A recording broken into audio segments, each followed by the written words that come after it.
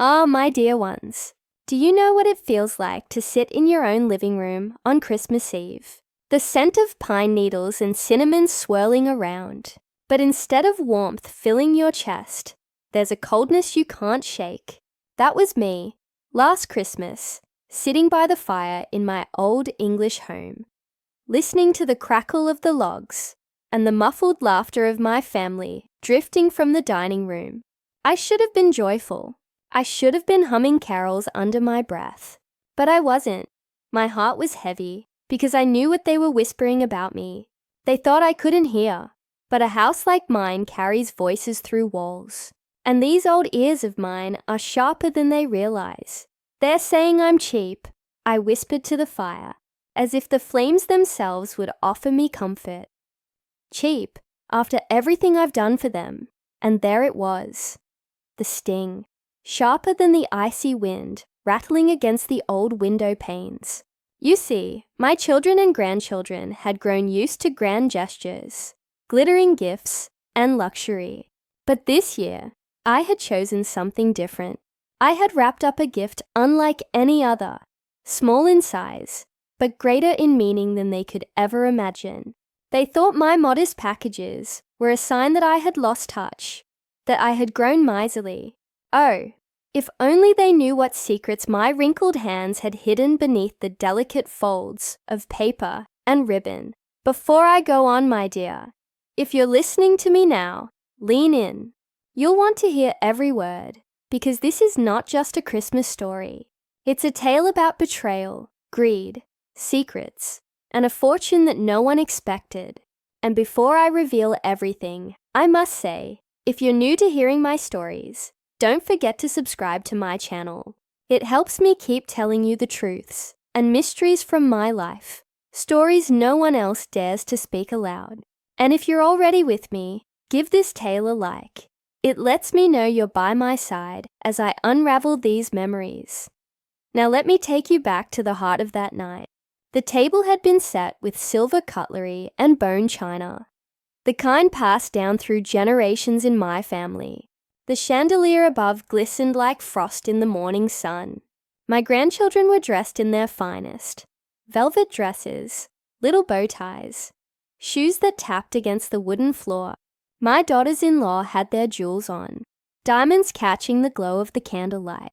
It was all so beautiful, yet it felt so hollow. I carried my gifts in a wicker basket, each wrapped neatly, but not extravagantly. Brown paper, string, and just a sprig of holly tucked in for decoration. You would think I had committed a crime, with how their eyes widened at the sight of them. Is that all? I heard my eldest granddaughter whisper. She's 16 now, far too grown up to be kind. Gran used to give us such amazing presents. Last year I got a necklace. This year, it looks like a loaf of bread. A loaf of bread. My fingers tightened around the basket handles, but I forced a smile. Patience, my love, I said aloud, though my voice shook slightly.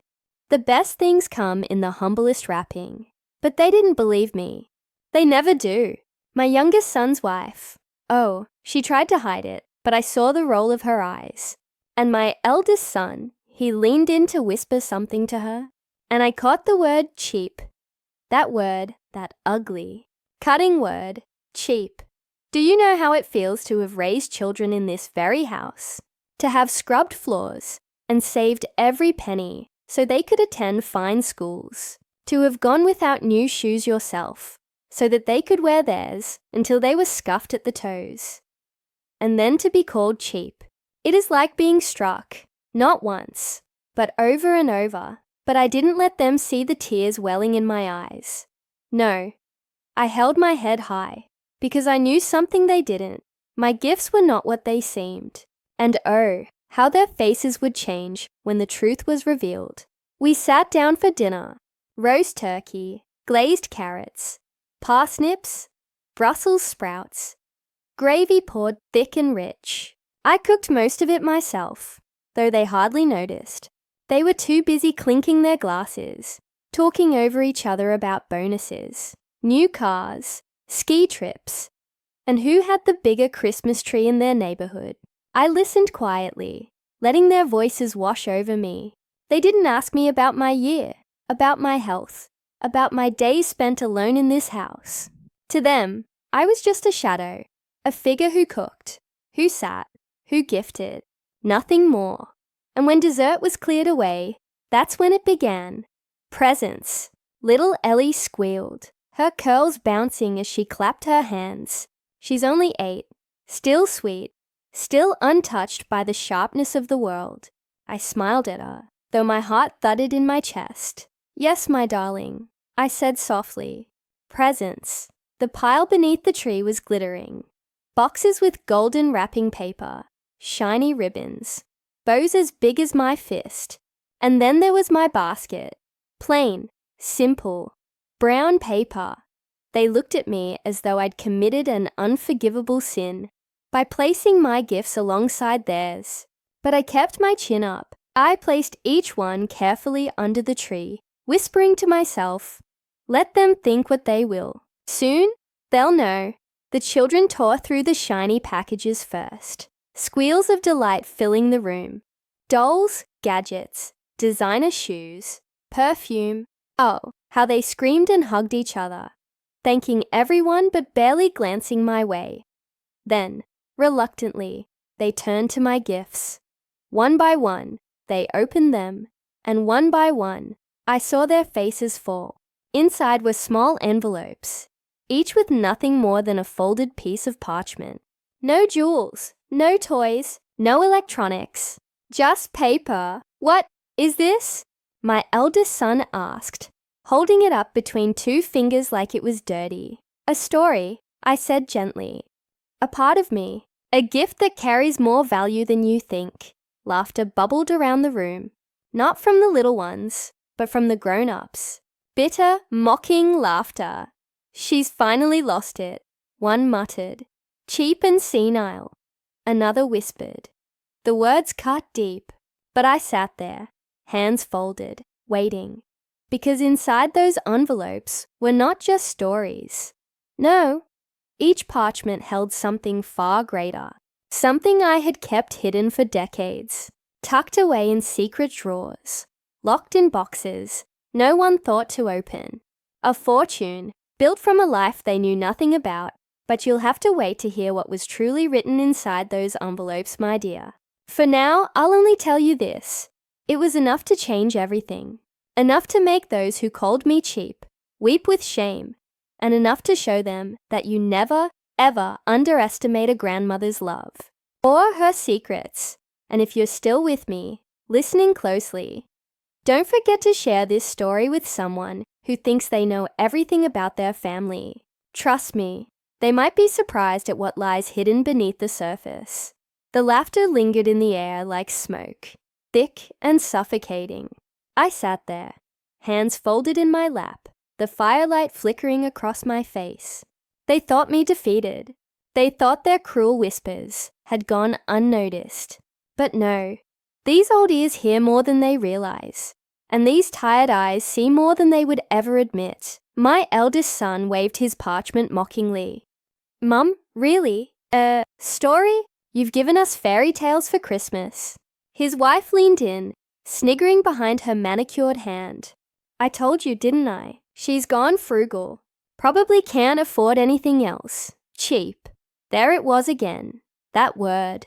Each time it struck, it carved deeper into the memories of who I once was.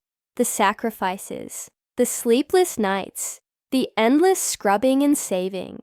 They did not know the truth, because I never told them. And why would I? Children should not grow up counting coins, or feeling the weight of their parents' burdens. No, I carried that weight alone. And tonight, I was ready to show them exactly how much I had carried. Read it, I whispered, my voice steady, though my heart pounded. What? He frowned. Read it, John, I repeated, looking directly into his eyes. The entire room fell quiet. Even the little ones stilled, their toys momentarily forgotten. He unfolded the parchment, scoffing. But as his eyes scanned the words, I saw something change in his expression.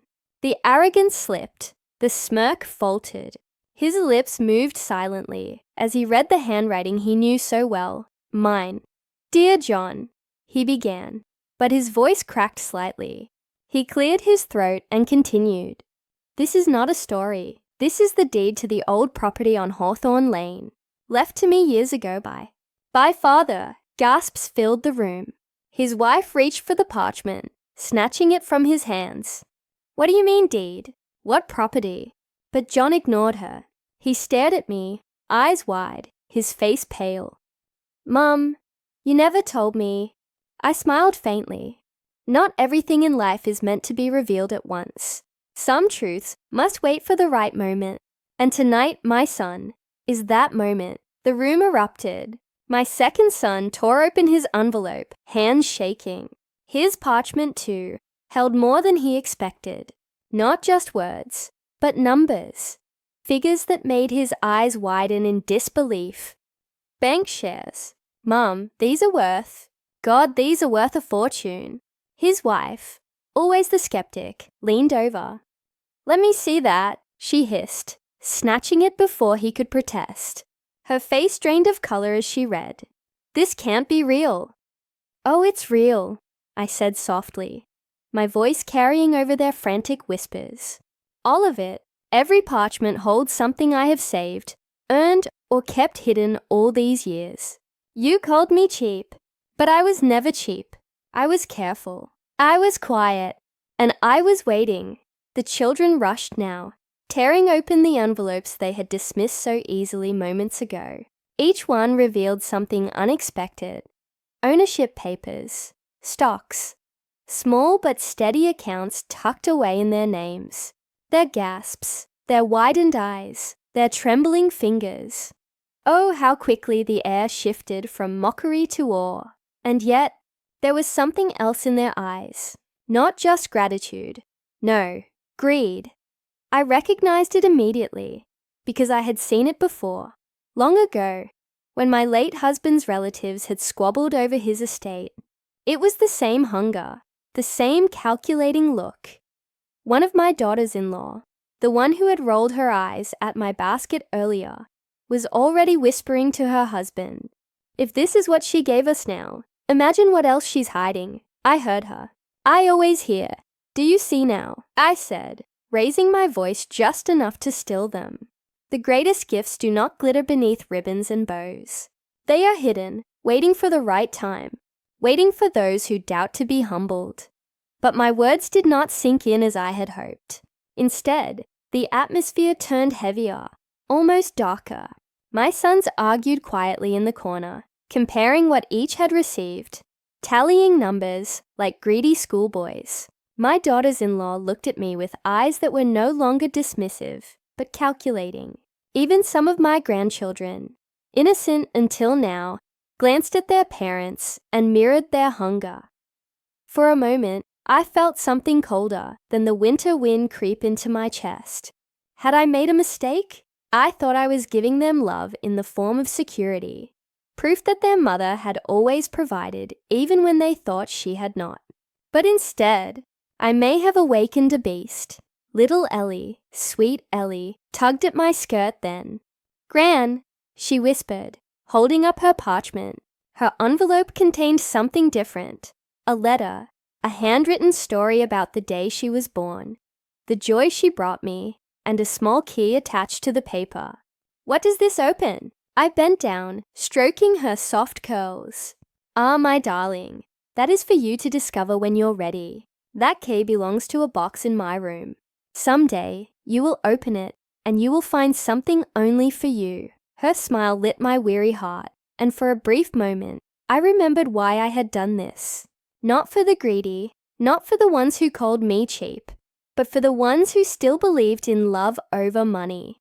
But the others, oh, their eyes burned into me. Questions flew, demands sharpened. "Mum, how much more is there? Where did you hide the rest? Why didn't you tell us sooner?" The word thank you never crossed their lips, not once. And I, foolish old woman that I am, felt the tears sting at last. I stood, the room spinning slightly as I steadied myself on my cane. The fire roared behind me, casting my shadow long across the floor. "You call me cheap," I said, my voice trembling but strong. "But what you fail to see is that I have given you everything. My youth, my health, my years, and now my fortune. But what I have never asked for, not once, is your gratitude. And yet, that is the only gift I ever wanted."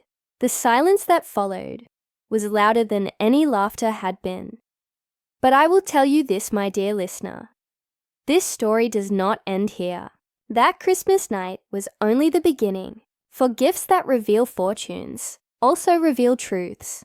And the truth, as my family was about to discover, is far heavier than any treasure. If you're still listening closely, if you're feeling the weight of this tale in your chest, don't forget to comment below what you think happens next. Would they cherish what I gave them? Or would greed tear them apart? Your thoughts keep me going. Keep these stories alive. And if you haven't already, share this with someone who needs reminding that wealth without gratitude is no gift at all, because the fortune I revealed that Christmas, well, it brought my family more than they bargained for. Secrets long buried, lies exposed, and choices that could never be undone. The fire had burned lower that night, glowing embers shifting in the hearth like faint red eyes, watching everything unfold. I should have felt relief after giving them my gifts, but instead a chill crept through me. My family had not reacted with gratitude, but with hunger. Hunger that worried me more than I dared admit. I watched them closely as they whispered among themselves. My eldest son, John, clutching his deed as though someone might snatch it away. My second son, Thomas, whispering fiercely with his wife as they tried to calculate the worth of the shares I'd revealed. My daughters-in-law, staring at me with expressions that were no longer dismissive, but calculating. They didn't look at me as their mother or grandmother anymore. They looked at me as a vault. Ellie was the only one who remained innocent, sitting cross-legged by the tree, turning her little brass key over in her hands with fascination. She hummed a carol softly to herself, untouched by the storm brewing around us. For a fleeting moment, my weary heart rested on her, whispering silently, "Please, let her be different. Let her keep her purity in this house of greed." But my sons soon began their quarrels. "It's not fair," Thomas snapped, his voice low but sharp. "She gave you a whole property, John. Do you know how much that's worth compared to a stack of old shares?" John bristled. "It's what was left to me by father. She just kept it quiet all these years." "Exactly my point. You've always been her favorite." Their wives chimed in, voices overlapping, throwing accusations and demands. "Why hide this from us? She must have more tucked away. What about the house? Who gets this house when she's gone?" Gone. They spoke of me as though I were already a ghost. My heart clenched, but I sat in silence, letting them reveal their true selves. I have learned in my long life that silence often speaks louder than words. And what their words told me that night was that I had raised sons who had learned little about love and far too much about greed. Finally, I cleared my throat. Enough. They all froze, turning to look at me as though remembering for the first time that I was still in the room. My shadow loomed long and crooked across the floor, the flickering firelight making me seem almost larger than life. "You fight over what is mine while I am still breathing," I said quietly. "You bicker like children when all I ever wanted was to see you together, not torn apart. Then why didn't you tell us sooner?" Thomas demanded. His cheeks were flushed, his eyes shining with desperation. "Why keep secrets from your own family?" I leaned on my cane, rising to my feet. My voice trembled, but it carried with a weight that silenced even the sharpest tongue. Because not all truths are ready to be heard, and because I wanted to see what mattered most to you. Clearly, I have my answer. For a moment, there was silence. But only for a moment. Then the muttering began again. My daughters-in-law were the worst of all. One whispered that I might be hiding gold in the cellar. Another wondered aloud if I had jewelry stashed away in the attic. Their words stung, because they were not spoken with curiosity, but with entitlement. I turned to the window then, the frost glistening on the panes. Outside, snow had begun to fall, soft and silent. How I longed for peace as quiet as that snowfall. But peace was not what I had brought upon my house. My gifts had not soothed. They had awakened. It was then that my granddaughter Ellie tugged my hand. Her big eyes looked up at me, shining in the dim light. "Gran," she whispered, "can we go see what the key opens?" Her timing was uncanny, almost as though the child sensed that I was close to breaking. Her innocence, her simple curiosity, it grounded me. I smiled faintly, brushing her curls from her forehead. "Not tonight, my love. One day soon. That key is for you alone. It will wait until the right moment," she nodded, satisfied. The others, however, heard her words, and their gazes sharpened once again. "A key?" one of the wives hissed. "What key?" Ellie held it up proudly. "Gran gave it to me." The room fell silent again, but this time with tension so thick it was almost suffocating. My children's eyes darted between me and the little brass key in Ellie's small hand. "What does it open, Mum?" John demanded. "It is not for you," I said firmly. "It belongs to her. You can't just—" "I can." I cut him off, my voice low but steel beneath the tremor. "It is hers, not yours, and you would do well to remember that." For a moment, no one spoke, but I saw it, the calculation, the plotting, the silent agreements passing between spouses. They would not forget that key. That night, when they finally left my home, their arms heavy with wealth they had not earned, I sat alone by the fire once more. The silence that followed was not comforting. It was heavy, oppressive. My house, once filled with warmth and laughter, now echoed with greed and suspicion. I whispered to the flames, as I so often do when loneliness presses against me. "Have I done wrong?" The fire crackled back, as though mocking me. Upstairs, I could hear the faint sound of Ellie humming in her sleep, her little key safe beneath her pillow. She was the only one I trusted now, the only one I felt would not let greed poison her heart. But the others, oh, I knew. That night was only the beginning. They would come back. They would demand more. And in their hunger, they might tear this family and this house apart. My dear listener, if you've stayed with me this far, I must ask you, what do you think I should have done? Should I have kept my fortune hidden forever? Or was I right to reveal it, even if it bred such greed? Tell me in the comments below, for your wisdom might help an old woman like me see what I could not. And if you're new here, do subscribe, because the next part of this tale will reveal the dark choices my children made, choices that still echo through these old walls. For now, I will only say this: Christmas was meant to be about love, but that year, in my home, it became about something else entirely. The snow had settled thick across the garden by morning, wrapping the hedges and bare trees in white. My house looked peaceful from the outside, as if nothing had happened the night before. But inside, the air still carried the shadows of their greed. I woke early, as I always do, the silence of dawn pressing against the windows. My bones ached with the weight of age. But it was not just age that slowed me that morning. It was the heaviness of knowing what I had unleashed. I shuffled into the kitchen, put the kettle on, and let the steam fog the glass. My reflection stared back at me, lined, tired, but still steady. I whispered to it, as if to remind myself, "You did the right thing." But did I? I turned then, and for the first time, I noticed something strange. The wicker basket I had carried my gifts in, so plain, so ordinary, was gone. I knew I had left it by the fireplace, after handing out the parcels, but now it had vanished. At first, I thought perhaps I had moved it absent-mindedly, but no. My memory may falter, but not like that. Someone had taken it, and I already knew who.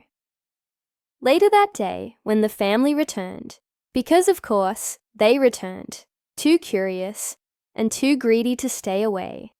I looked carefully at each of them. My eldest son, John, avoided my eyes. His wife's hands twitched whenever Ellie's little brass key was mentioned.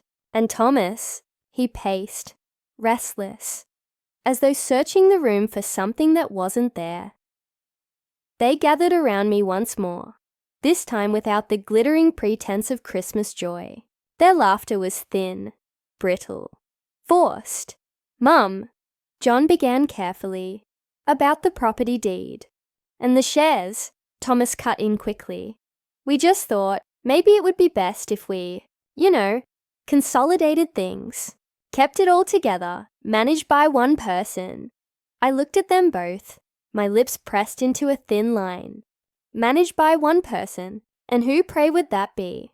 "Me," they said in unison, then glared at each other. Their wives chimed in, voices sharp and eager. "It would prevent confusion. It's safer.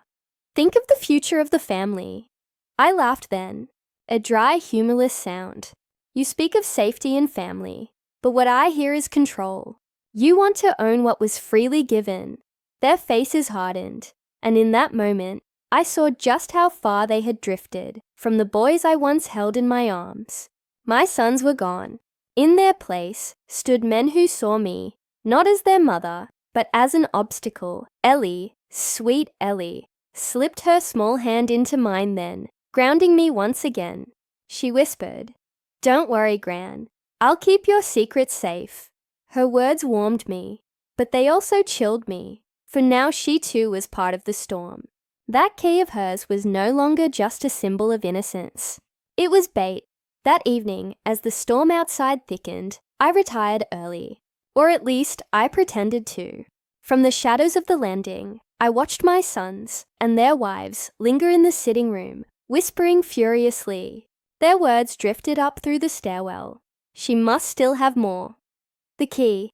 Did you see how protective she was of it? If Ellie won't give it up, we'll have to find where it fits ourselves. What about the house? What if she's hidden things in the walls? The cellar, the attic. My heart thudded in my chest. They would tear my home apart brick by brick if they thought treasure was hidden within. And the saddest part, they wouldn't care what they destroyed in the process. Not memories, not history, not even me. I crept back to my room then, locking the door, pressing my back against it. My house, my sanctuary, suddenly felt like a place of danger. And not from strangers, but from my own blood. I couldn't sleep. I sat in my rocking chair, staring at the box that Ellie's little brass key would one day open. The box sat beneath my bed, its wood old and scarred, but still strong.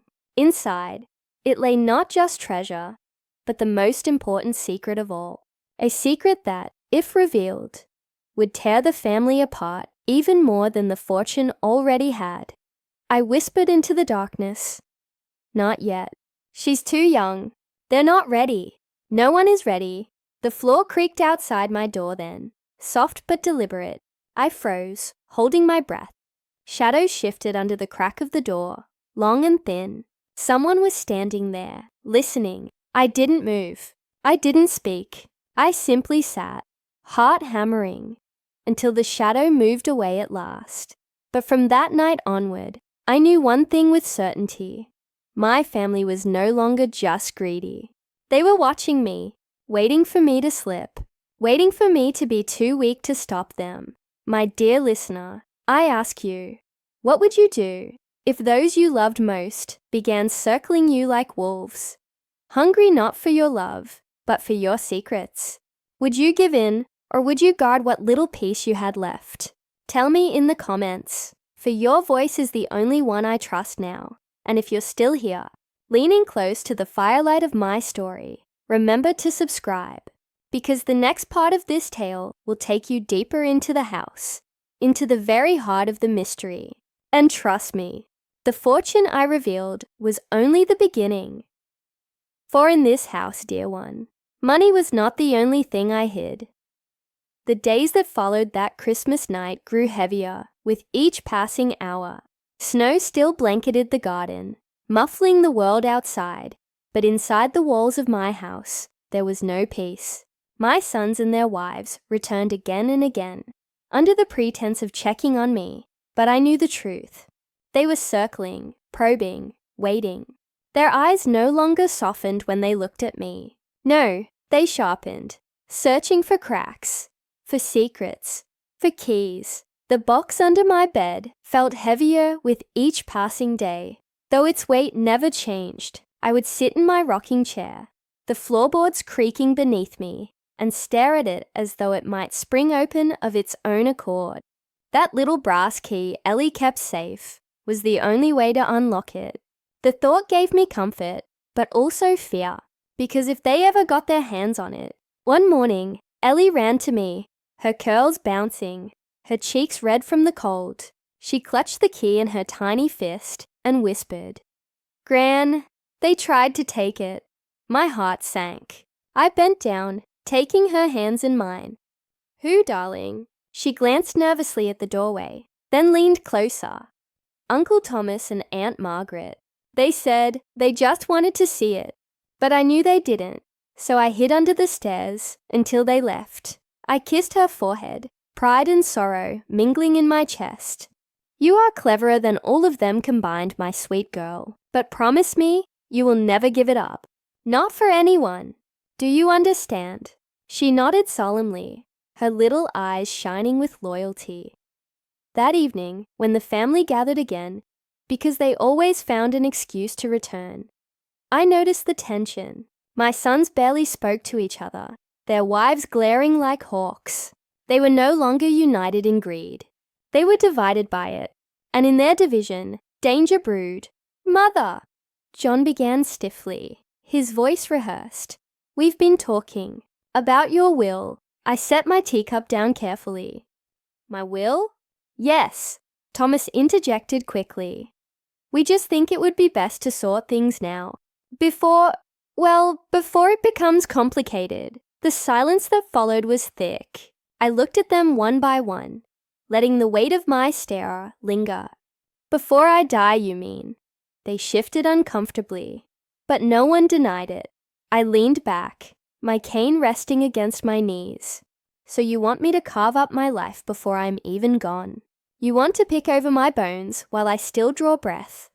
"Mom, don't make it sound like that," John protested, though his eyes betrayed him.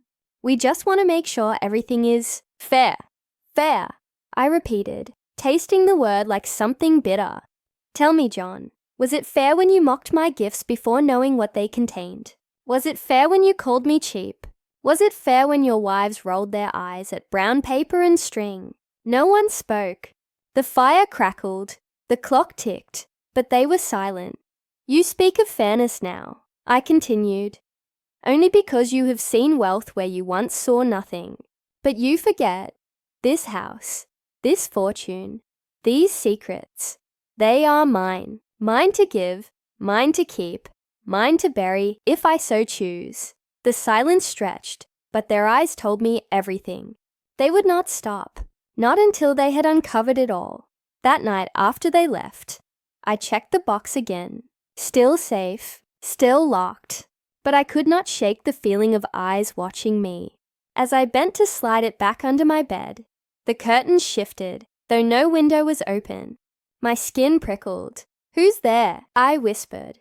The room was empty, but the shadows on the wall seemed longer, darker, as though someone, or something, stood among them. I closed the curtains tightly, my hands trembling, and muttered to myself, "It's just the wind, just the wind." But I knew better. Someone had been in my room.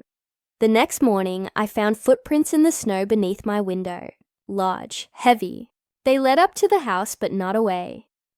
My dear listener, I know what you're thinking. Was it one of them? Was it one of my greedy children, sneaking about in the dead of night, hoping to steal what was not theirs? Or was it something else, something older, tied to the secrets within that box? I cannot say for sure, but I tell you this. The house has held many secrets longer than I've lived in it, and sometimes I wonder if it guards them as fiercely as I do. Ellie came to me again that day, holding her key tight. "Gran, I heard them talking," she whispered. "They said if you won't tell them, they'll search the whole house." I closed my eyes, my heart heavy. The storm was coming, not from outside, but within my own family. And when it broke, it would not just destroy the love between us. It would destroy everything. So I sat by the fire that night, staring into the flames, and I made a decision. If they wanted the truth so badly, they would have to earn it. They would have to see not just what I had hidden, but why. Because the box under my bed does not just contain wealth. No, it contains the reason I lived frugal all these years. The reason I saved and hid and endured their scorn. And once it is opened, nothing will ever be the same. My dear one, if you are still listening, still leaning into my words, tell me, would you open the box if you were Ellie? Or would you let the secrets of a family die with me? Comment below what you would do, for I long to know if I am right to guard it, or a fool to keep it closed. And don't forget to share this story with someone who thinks they know their family's past. They may not know it at all, because the truth, hidden in that box, is darker than any of them are prepared for. The next evening, I lit the lamps earlier than usual. Though I knew it would not keep the shadows away, my hands trembled as I poured the tea. The house was no longer my sanctuary.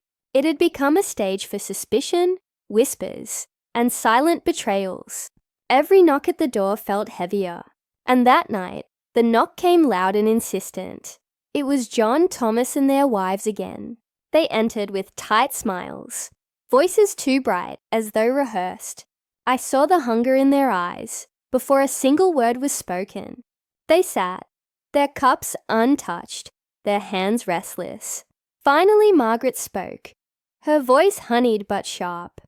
"Mother, we've decided to help you, to tidy up the house. It's far too much for you now." "Tidy," I said slowly, my eyes narrowing. "Yes," Thomas added quickly. "Go through the old rooms, clear out the clutter. It'll do you good." I let the silence stretch, letting them stew in it. They squirmed like children caught with stolen sweets. "You mean," I said at last, "you want to search?" Their eyes flickered, but none denied it. Ellie, who had been sitting quietly in the corner with her doll, spoke suddenly. Her little voice rang louder than all theirs. "You won't find it. Gran's smarter than you." The air in the room froze. Margaret turned sharply, her lips curling. "Mind your tongue, girl." But Ellie stood, clutching her doll tightly, chin lifted, just like her grandfather once did when he was defied. "Gran doesn't need you. She has me." A rush of warmth filled my chest. Brave little Ellie, my only true ally. The family rose not long after, making their excuses, but I knew where they would go. And I was right. That night, long after I should have been asleep, I heard the creak of floorboards. Not the house settling, no. These were careful steps, deliberate, as if someone was tiptoeing through the dark. I rose quietly, cane in hand, and followed the sound, down the hallway, past the portraits of long-dead ancestors, whose eyes seemed to follow me. I found the source, John. His large frame crouched beside the cupboard under the stairs, his hands rummaging through old trunks. Looking for something? My voice, though soft, startled him so fiercely. He struck his head against the shelf. "Mum, He scrambled, stammering. "I was just checking for leaks in a locked cupboard." He had no answer. His face turned red, his lips pursed. "Why do you have to make everything so difficult? Why can't you just tell us what's in that box?" I leaned closer, my voice low and steady. "Because it's not for you." For a moment, I thought he might strike me. His jaw tightened, his fist clenched. But then he stormed past me, muttering curses under his breath. The next morning, I found the cupboard in disarray. Old linens torn, trunks opened, family photographs scattered.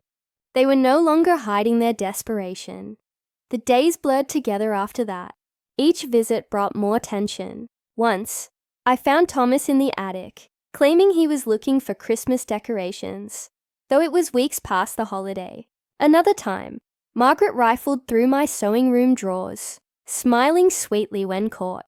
Even John's children, coaxed by their mother, began sneaking through my belongings. The house, once alive with laughter and the gentle ticking of clocks, now felt suffocated by greed. Every corner whispered betrayal, and yet, amidst all this, Ellie never wavered. She guarded that key like a knight protects a crown. Once, she came to me with a question that nearly broke my heart. "Gran," she whispered, as we sat by the fire, "why do they want it so much? Why can't they just be happy with you?" I looked at her, her innocent eyes searching mine. "Because, darling, greed is a hunger that never ends.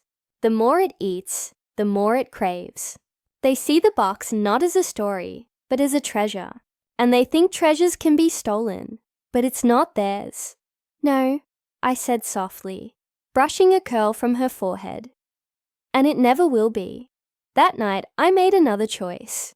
I pulled the box from beneath my bed and set it on the table. Its wood gleamed faintly in the lamplight, the brass lock catching the glow. I ran my fingers over its surface, tracing the carvings my late husband had etched into it so many years ago. They weren't just patterns. They were messages, hidden in swirls and lines. Only I knew how to read. The box was more than wealth. It was a map, a confession, and a curse, all in one. My dear listener, lean closer now, for I must tell you something I have not told even Ellie. The fortune inside was not simply earned. It was found, hidden, long before my time, within the bones of this house. My husband uncovered it, swore me to secrecy, and together we built a life upon it, pretending poverty while guarding riches. Why? Because we knew the truth. Wealth divides. It corrupts. It turns family into enemies. And now, as I look upon my children, I know we were right. But the box does not just hold coins and jewels. It holds documents, letters, and maps. Proof of deeds older than any of them could imagine. Proof that this house, this land, this family name, all of it, is bound to something far deeper than money. Something that, once revealed, will change everything. And that is why I fear. For if they take it, if they open it without understanding, they will destroy more than each other. They will awaken ghosts best left sleeping. The storm broke on a Sunday afternoon. They arrived together, uninvited, their faces tight, their voices firm. "This ends now," John declared, standing tall in my parlor. "We're not children to be toyed with. We know about the box. We know Ellie has the key, and we demand you give it to us." Ellie clutched my arm, her tiny body trembling. I rose slowly, leaning on my cane, my eyes burning into theirs. "You demand, in my house, after mocking me, ridiculing me, sneering at me, you think you are owed what you did not earn." "We're your family," Margaret cried. "Doesn't that mean anything?" I laughed then, a sharp, bitter laugh that echoed through the old room. "Family! You threw that word away when you called me cheap. You spat on it when you mocked the gifts I gave with love. No, you are not family. You are scavengers," their faces twisted with anger.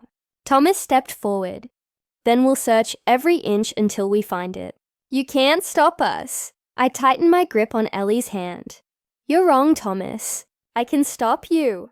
And I will." The fire flickered. Shadows leapt across the walls. And in that moment, the house itself seemed to groan, as though it too was weary of their greed. My dear listener, you who sit with me now through these memories, tell me, what would you have done? Would you have given them the key, just to keep the peace? Or would you have stood as I did, risking the very bond of blood to protect something greater? Comment below, for I wonder if I am strong, or simply stubborn. And please, share this tale with those who believe fortune is only found in gold. They may learn that true wealth lies in what cannot be stolen. But I warn you, this story is only beginning. For what happened after that day in my parlor would shake the very walls of this house, and once the box was forced open, nothing was ever the same again. The day they tried to take it from me still rattles in my bones. Like an echo that refuses to fade, snow had melted into slush by then, dripping from the eaves, soaking the garden until the earth swallowed itself whole. The world outside was grey, but inside it was black with rage. They had returned, as I knew they would. This time, there were no false smiles, no cups of untouched tea. They stormed into my house as though it were theirs, Thomas slamming the door so hard the windows rattled. Margaret carried herself like a queen, robbed of her crown, her lips tight, her eyes flashing. John followed, silent but stern, his shoulders stiff with a determination I had not seen since he was a boy. Ellie was beside me, clutching the key as though it were her very heart. I rested my trembling hand on her shoulder, steadying both of us. "Enough games, Mother," Thomas snapped. "We know it's here. We know Ellie has the key. Either you hand it over, or we'll find it ourselves."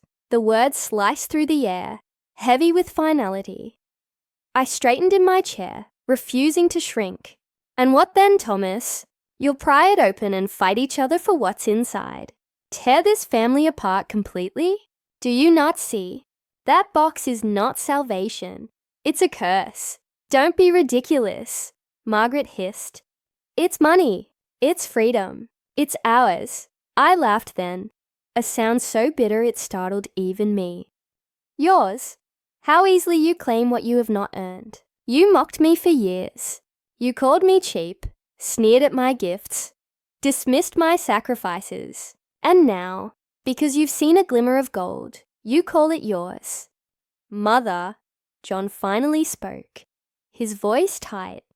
"We've struggled for years while you hoarded this. Do you know what it's like to scrape by? To worry about bills, about food, about keeping a roof over our children's heads?" My cane struck the floor, the crack loud as thunder. "And do you know what it is like to sacrifice everything for your family? To sew until your fingers bled, to eat bread so your children could eat meat, to hide fortune so your family would not be torn apart by greed. You think I hoarded it for myself? No, John, I guarded it. From the world. From you." The room erupted then. Margaret shouted. Thomas cursed. John tried to reason. But their words blurred together into a storm of accusations. Ellie pressed closer to me, trembling, but I felt the fire inside her too. She whispered fiercely, "Don't give it to them, Gran. Don't let them win." Her courage was my anchor, but they would not relent. They searched the parlor, tossing aside cushions, rifling through cabinets. They stormed through the kitchen, flinging open cupboards. The sound of smashing porcelain and clattering drawers echoed through the house like a battlefield. I followed slowly, leaning on my cane, my voice cutting through the chaos. "Search if you must. Tear apart the home I built with your father's hands. You will find nothing," and for hours they did. Upstairs, downstairs, the attic, the cellar. Everywhere but beneath my bed, where the box lay hidden, its carvings silent and watching. At last, they collapsed in the parlor, breathless and furious, their faces red with effort and shame. "It has to be here," Margaret muttered, her hands trembling. "It has to." John turned to me, his eyes hard. "Give us the key." I smiled then, a slow, knowing smile.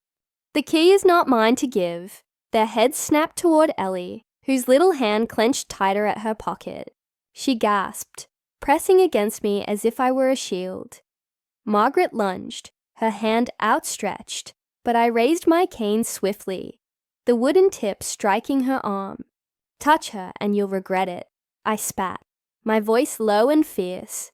She recoiled, more from shock than pain. For a moment, silence held us all captive. It was then that the house groaned, a long, low creak that shuddered through the walls, as though the very beams objected to what was unfolding. The fire hissed, shadows leapt higher, and I knew this house had kept its secrets too long to surrender them to greed so easily. Do you not hear it? I whispered, my eyes darting around the room. This house knows. It knows you are not worthy. Thomas laughed bitterly. You've lost your mind. Perhaps, I said softly. But perhaps I have only seen what you refuse to. They left soon after, but not in defeat. No, in promise. Their eyes told me this was not over. They would be back that night when Ellie slept curled beside me. I opened the box once more. The lamplight glimmered over the contents. Coins so old they bore kings long dead. Jewels that shimmered like frozen fire.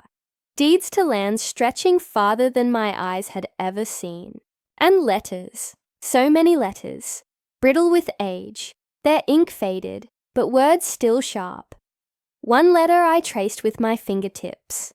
The handwriting is familiar to me as my own breath. My husband's. His voice echoed in my mind as I read. If this is ever opened, it means I have failed to protect it. Forgive me, my love. But know this, what we got is more than fortune. It is history, power, and burden. And if it falls into the wrong hands, it will destroy us all. I closed the box, my hands trembling. He had been right, and now the burden had shifted to me. My dear listener, I ask you this as you sit with me in the flickering firelight of memory. What would you have done? Would you have shared it, hoping love would overcome greed? Or would you have hidden it as I did, knowing love was never enough to shield against hunger for wealth? Comment below what your heart tells you, for I wonder each night if I chose rightly. But know this, the moment I read that letter, I realized something dreadful. My family was not just fighting me, they were fighting each other, and soon, their hunger would devour everything in its path. The following week was the longest of my life. Every day I waited for the sound of footsteps on my porch, for the slam of the door, for the sharp voices of my children, demanding what was not theirs. And every day, I wondered if I would have the strength to stop them again. Ellie never left my side. She followed me as I moved about the house, her little feet padding softly on the worn wooden floors. She held the key on a string around her neck now, hidden beneath her dress, her tiny hand pressing against it whenever anyone knocked at the door. "Gran?" she asked one morning, her voice solemn in a way no child should be. "What happens if they get it?" I looked at her, her eyes wide and unblinking. She was far too young to carry such a burden, and yet she bore it better than any of them. "If they get it, my love," I whispered, "they will destroy one another, and worse, they will destroy everything your grandfather and I fought to protect." Her lips trembled, but she nodded bravely. That afternoon, the storm returned. My sons and their wives arrived together again, but this time, there was no pretense of civility. They stormed into the parlor with an authority that was not theirs to wield. Thomas's voice cut first. "This has gone on long enough. We won't leave until we have it." Margaret's eyes darted to Ellie, her mouth twisting into a cruel smile.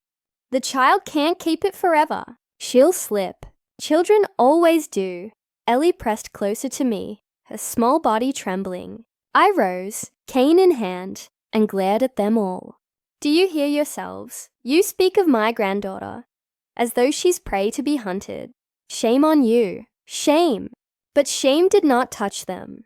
Greed had eaten it whole. John stepped forward, his voice lower, but his eyes burned with the same hunger. "Mom, please, don't make us do something we'll regret. We're your children. Trust us." "Trust?" I spat, my voice shaking with fury. "You've broken that word into pieces. You think you can demand what was never promised. You think blood gives you the right to strip me bare. No, I would sooner burn it all than see it in your hands." The room fell still. My words had landed like stones dropped into a pond, rippling outward, striking each of them. For the first time, they realized I meant it. It was then that Thomas lunged. He reached not for me, but for Ellie. My heart nearly stopped. But the girl, quick and clever, darted behind the sofa, clutching the key against her chest. "Stop it!" I cried, my voice raw. I struck my cane against the floor. the sound cracking through the room like a whip. "You will not touch her." John pulled Thomas back, the two brothers shoving each other, shouting, their voices tangled with years of resentment. Margaret shrieked at Ellie, demanding she hand it over, while I moved as fast as my old legs would carry me. Shielding my granddaughter with my body, the house roared around us. The fire blazed. Shadows twisted. The wind howled against the windows, as though the very world outside recoiled from the chaos within. And then, in the midst of it, the box revealed itself. In their frantic search, Thomas had knocked over the cabinet in my room. The bed had shifted. The floorboards groaned, and with a thud, the wooden chest slid out from its hiding place. All eyes turned. There it lay, in the middle of the floor, its carvings glowing faintly in the firelight. The brass lock gleamed like an unblinking eye. Margaret gasped, her hands flying to her mouth. John's jaw tightened, his fist clenching. Thomas's eyes widened, wild with triumph. Ellie whimpered, pressing against me. "Gran." I placed a trembling hand on her shoulder. "Do not fear, my darling. They may see it, but they cannot open it. Not without you." But oh, how they tried. Thomas lunged, grasping the box with both hands, dragging it onto the table. His fingers clawed at the lock, pulling, prying, desperate. John joined him, their hands colliding, their voices shouting. Margaret circled like a vulture, shrieking for them to be careful. As though the treasure might shatter, I stood, watching, my breath shallow. Part of me wanted to tear it from them, to lock it away again. But another part, the part that had grown weary of secrets, whispered, "Let them see. Let them learn what greed does." The lock held firm. Their strength was nothing against the brass that had endured for decades. They slammed it, struck it, cursed it, but it did not yield. At last, Thomas turned, his face red, his eyes blazing. "The key! Give us the key!" Ellie's tiny voice cut through the madness. "No!" "My sweet girl," I whispered, "I am so sorry. I never wanted this for you. But you must be brave, braver than I ever was. For this box carries more than gold. It carries the truth of who we are. And one day, you may be the one to decide if the world should know it." The fire crackled. The house sighed. The box sat silent on the table, watching us all, as though waiting. And I knew then that the storm had only begun.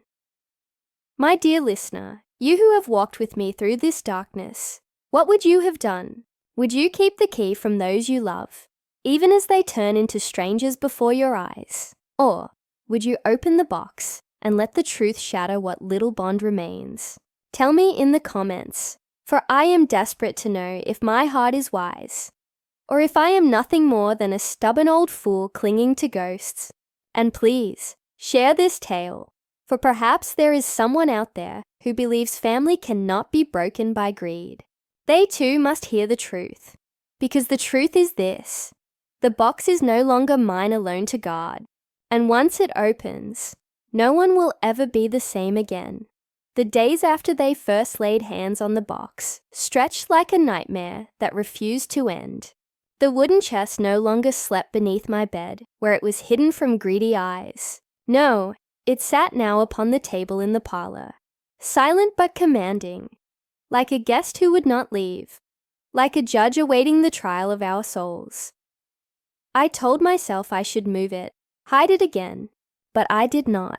Perhaps because I knew the moment had come. Secrets can only be buried for so long before they claw their way back into the light. Ellie sat with me most nights, her small fingers running across the carvings on the box's lid. She did not ask what they meant. She only traced them, as though she could feel the history pulsing beneath the wood. Once, she looked up at me and whispered, "Gran, it feels alive." And she was not wrong. But the others would not wait forever. They came again, not quietly this time, but like wolves circling prey. Thomas led the charge. John followed, Margaret's sharp voice urging them on. They burst into my house one evening as the wind rattled the windows, and the last of the winter lights sank behind the hills, their eyes fixed immediately on the box. "It's time," Thomas said flatly, his voice a blade. "We're done waiting." Ellie pressed closer to me, her hand at her chest where the key still hung beneath her dress. My old heart pounded, but my voice was steady. "You can batter at it all you like. It will not open without the key." "Then give it to us?" John demanded. "No," I said firmly, my cane tapping the floor like a gavel. "You do not deserve it," Margaret sneered. "And who decides what we deserve? You?" "Yes," I said, my eyes locked on hers. "I do, because I am the one who has carried this burden, while you squabbled and sneered and mocked. You think you know greed? You have only tasted it. I have lived with it. I have fought it, bled for it, and kept it chained for decades. You would not last a day. The room went silent, except for the crackle of the fire. I thought, for a fleeting moment, that they might leave, that they might finally hear me. But greed does not listen. Greed devours." Thomas stepped forward, his eyes on Ellie. "If you won't give it, she will." Ellie gasped, clutching the key tighter. "No, I won't." In that instant, my fury blazed hotter than the fire. I rose from my chair, my voice trembling, not with fear, but with power. "Touch her, and you will curse this house with your own hands. Do you hear me? The box does not bless, it punishes. And if you open it with a heart of greed, it will destroy you."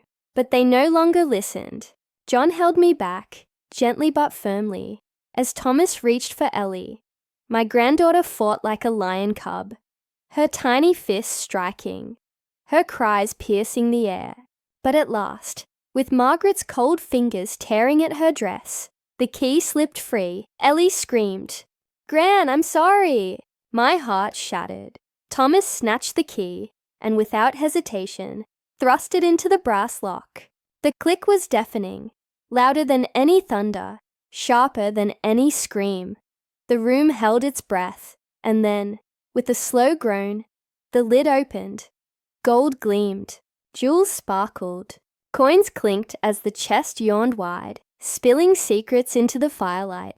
Margaret gasped, her greedy hands darting first, clawing at necklaces, rings, ancient coins that glimmered with forgotten kings. Thomas laughed, a sound both triumphant and mad, scooping handfuls into his fists. John stared, frozen, his face pale, as though he could not quite believe it was real. But I did not look at the gold, my eyes fixed on the letters, the papers stacked neatly among the riches. I knew what they held, and I knew the true curse had only just begun. "Take your treasure," I whispered bitterly. "Take it, choke on it, let it rot you from the inside, for it will never bring you joy. Do you not see? You have already lost. Look at you, snarling, clawing, tearing at each other like animals. That is what gold does. That is what greed does." But they did not hear me. They were lost, drowning in glitter. It was Ellie's sob that cut through. She clung to me, tears streaking her cheeks. "Gran, I didn't mean to. I tried. I really tried." I gathered her in my arms, holding her tight. "Hush, my darling. This is not your fault. This is mine. I kept the secret too long.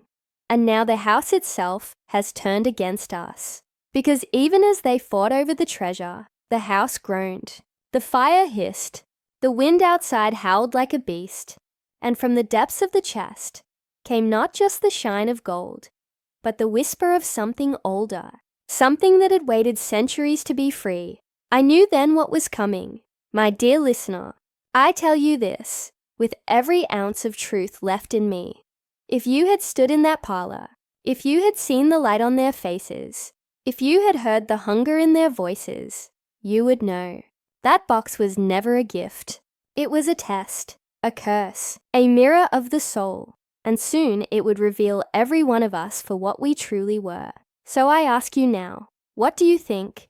Would you have reached for the gold with them? Or would you have turned away? Would you have clung to family or to fortune? Write your answer in the comments.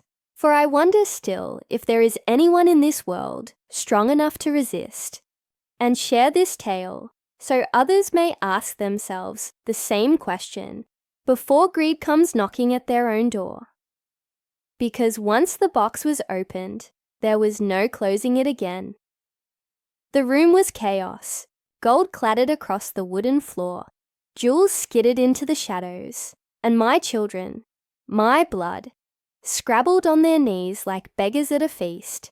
Their laughter twisted into snarls as they shoved one another, fighting for the largest share.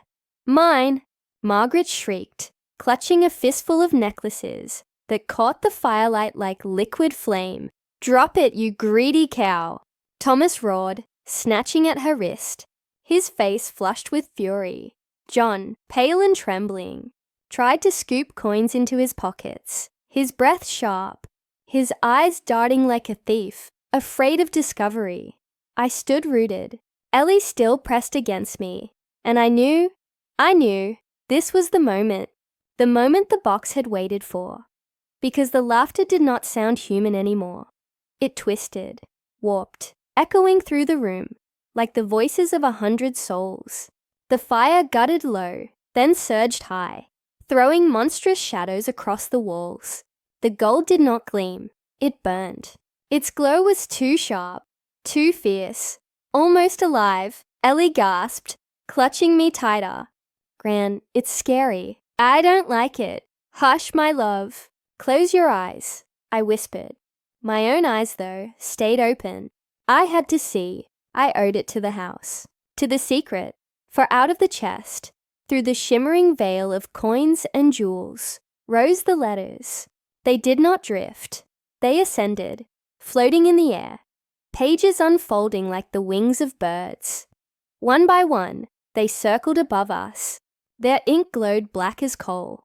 The words rearranged themselves in the firelight, and I could read them as clearly as if they had been etched in my own mind. Greed has a price. It shall not rest until paid. Thomas froze mid-struggle, staring up. Margaret's shrill cry faltered. John's coins slipped from his hands. They all looked. They all read. And then, the house itself seemed to lean in closer, listening. I spoke, my voice breaking but strong. Do you see now? Do you understand? This treasure is not a blessing. It is a trap. It belonged to men who died in their greed, leaving behind their rot, their hunger, their curse. And you have chosen to feed it. Margaret snarled, her face contorted. Lies! It's ours, all of it. She lunged for the chest again. The moment her hand touched the gold, the fire roared higher, and a scream tore from her throat. She dropped the coins, shaking her fingers. Her skin blistered red as though she had touched hot coals. Thomas staggered back. John whimpered. But Margaret's scream did not end. It twisted into laughter. Harsh, bitter laughter. It's a test. That's all it is. We just have to be strong enough to take it. And with that, she plunged her hands back into the treasure. I wanted to look away. God help me, I couldn't. Because her face, oh, her face, changed before our eyes. Her beauty, once sharp and proud, melted into something grotesque, lines carved deep. Her eyes sank hollow, her skin shriveled, as though she aged 50 years in seconds. Thomas swore, dragging her back. But when his hands touched her, the same fate began creeping over him. His hair silvered, his back bent, his voice cracked into a rasp. He clutched his chest, gasping, What's happening to me? The letters in the air burned brighter. The words shifted again. Greed steals life. Generosity restores it. I understood then, as I had always feared. The box did not hold fortune. It held judgment. John fell to his knees, sobbing. No, please. I don't want it. I don't want it anymore. The chest pulsed, a low hum rising from within it, and the coins he had gathered tumbled from his pockets, rolling back into the box, as though pulled by unseen hands. Margaret clawed at her reflection in the glass of the window, shrieking at the face that no longer looked like her own. Thomas staggered, collapsing by the hearth, his breath ragged, his eyes wild, and I stood with Ellie, trembling, knowing I must act. "Listen to me," I cried, my voice shaking the silence. "There is only one way to end this, not by taking, but by giving. The curse cannot claim what is freely surrendered." They looked at me, their faces twisted with fear. "You must let it go," I begged. "All of it, every last piece. Give it back to the chest. Do it now." But greed had its claws in too deep. Margaret clutched her handful of jewels, even as they scorched her palms. Thomas crawled toward the chest, reaching for more, his body wasting before my eyes. Only John, sweet, weak John, trembled, weeping, and shoved what little he held back into the box. The letters above him softened, their glow dimming, and his face, though streaked with tears, did not wither further. I guided Ellie forward. She reached out, placed the key gently back on the lid, and whispered, "Take it back." The chest groaned, its mouth closing slowly, swallowing the gold, the jewels, the glowing letters. The hum faded, the fire steadied. But Margaret and Thomas, oh my children, by then it was too late. Their greed had bound them too tightly. Their cries faded into whispers, their bodies crumpling, and when the box sealed shut, only ashes lay where they had fallen. Ellie buried her face in my skirts, sobbing. John knelt frozen, his lips moving in silent prayer. And I felt the weight of it all, the years, the curse, the truth. The box was silent once more, but the house breathed easier. I turn to you now, my dear listener, because you must hear this truth before the memory fades. Do not think this is only a tale of one family. No, this is the tale of every heart that has ever been tempted by glitter, by power, by more. The fortune was never money, it was choice. A choice between selfishness and sacrifice. And in that choice, my children failed. So I ask you, if such a chest sat before you tonight, gleaming with promises, whispering of endless wealth, what would you do? Would you close the lid as Ellie did, or would you claw at it until it consumed you? Tell me in the comments, for I wonder if any of you would have fared better. And if you believe others need to hear this warning, share this story with them. Let them learn before it is too late. And for heaven's sake, subscribe, because these walls hold more tales, and I am not done yet. As for me, I live with the memory. 2 children gone, 1 broken but spared, 1 granddaughter who carries the strength I lacked.